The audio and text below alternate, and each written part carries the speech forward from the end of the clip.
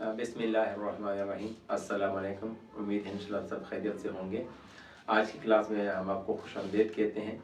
आज की क्लास जो है मैं आपको इंग्लिश की राइटिंग के बारे में बताऊंगा।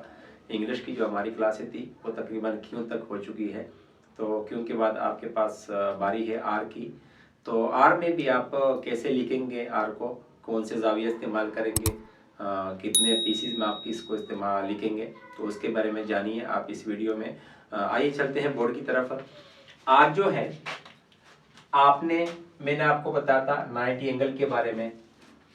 तो यहाँ पे बिल्कुल आर 90 एंगल पे आपने लाइन लगा दी। ये फॉर एग्जांपल आपकी आर की पहली लाइन है, लेकिन हम इसको एग्जैक्टली इस तरह नहीं लिखेंगे क्योंकि मैंने आपको बताया था कि इंग्लिश की जो लाइनें हैं, इंग्लिश की जो लिखाई है, आप उसको इटैलिक शक्ल में लिखें। इटैलिक आपके पास ये है, ये देखो मामूली सा फर्क इसमें आ गया। ये देखें आपने 90 का एंगल बनाया है तो आपने ये इटैलिक आपके पास आ गई। अगर आप इसको ज्यादा इस तरह करेंगे तो भी खराब है, अगर आप इसको बिल्कुल 90 पे लिखेंगे तो भी अच्छा दिखाई नहीं देता, और अगर आप इस तरह लिखेंगे तो वो तो बिल्कुल आपने गलत पैटर्न इस्तेमाल किया है, सीखा है, या आप इसको अडॉप्ट कर रहे हैं। तो आप लिहाजा कोशिश करें कि आप इसमें इटैलिक शक्ल की तरफ आ जाए, जो पैटर्न है, फॉन्ट है। अब आप आर कैसे लिखेंगे, ये आपके पास 90 एंगल बन गया। अब आपने आर को मामूली सा ऐसे टर्न करके लिखना है और इसको बिल्कुल आधा करके, ये देखो ये इसका आधा बनता है।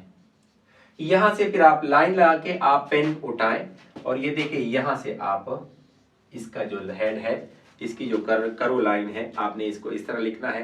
तो इनमें दो तीन चीजें हैं जो मैं आपको बताऊंगा, उसका आपने ख्याल रखना है। ये आपके पास बेहतरीन खूबसूरत आर बनती है, लेकिन कुछ बच्चे इस तरह करते हैं जो मेरी गलतियां हैं।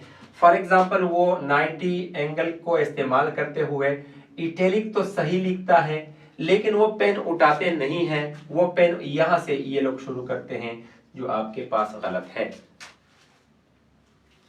कुछ बच्चे फिर इस तरह करते हैं कि इटैलिक लाइन उन्होंने लिख ली, लेकिन वो यहां से शुरू नहीं करते, आधे हाफ जो मैंने आपको बताया था वो फिर यहां से ऐसे शुरू करते हैं। तो ये भी अब गलत नहीं है, ये बदसूरत है सिर्फ। अक्सर लोग फिर मुझसे पूछते हैं कि सर ये गलत तो नहीं है, पूरी दुनिया इस तरह लिखती है। बिल्कुल ये आपकी बात सही है, लेकिन पूरी दुनिया को लिखने के बावजूद मैं इसको कहता हूँ ये बदसूरत है। आपके पास जो आर है, हमने कोशिश करनी कि अपनी हैंडराइटिंग में खूबसूरती लेकर आनी है। तो अगर आप इस चीज को फॉलो करोगे तो आपके हैंडराइटिंग में खूबसूरती आ जाएगी। दोबारा जरा देखें, ये गलती भी आपने नहीं करनी और ये गलती भी आपने नहीं करनी।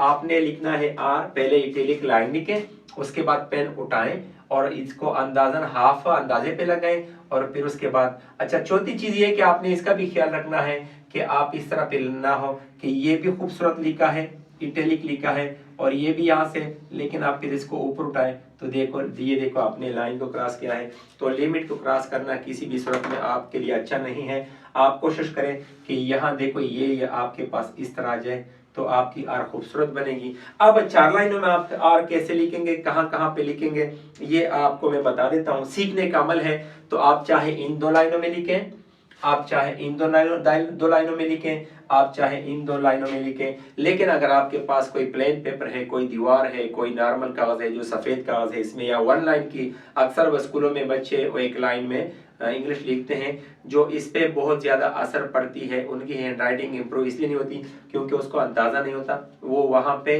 वो जो पैटर्न है वो इसको यूटिलाइज नहीं करते। आप बेशक जहां पे भी लिखना चाहें आप लिखें, लेकिन आपको अगर 1 लाइन की नोटबुक मिले या कोई साफ कागज मिले तो आपने लाइनें खामखा उसको पैटर्न में रखना है, तरतीब में रखना है। अब ये देखो यहाँ पे आप एक लाइन लगाएं, इटैलिक लाइन में कैंची है, आप इसको अंदाजन आधा करें और ये यहां तक देखो, फिर आपका आर बन गया। अब अगर आप चाहते हैं कि ना मैंने इन 2 लाइनों में सीखना है, लिखना नहीं है सीखना है, तो बेशक आप इन 2 लाइनों में सीख लो, ये देखो। लेकिन अगर आप इसको ऐसे लिखते हो कि यहां से शुरू करते हो तो ये हर लिहाज से आपके पास गलती है।